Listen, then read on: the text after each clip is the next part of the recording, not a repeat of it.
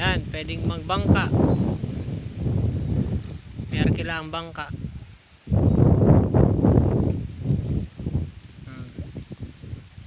Pwedeng mag-fishing. Pwede kang mag-fishing dito.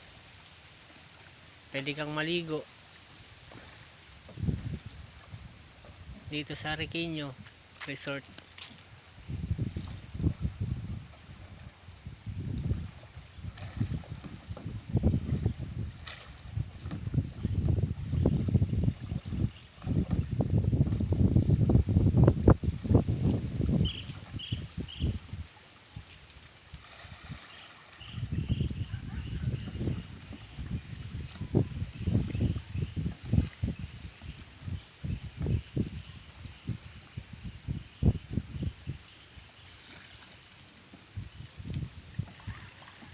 Maluwak ang pangaliguan.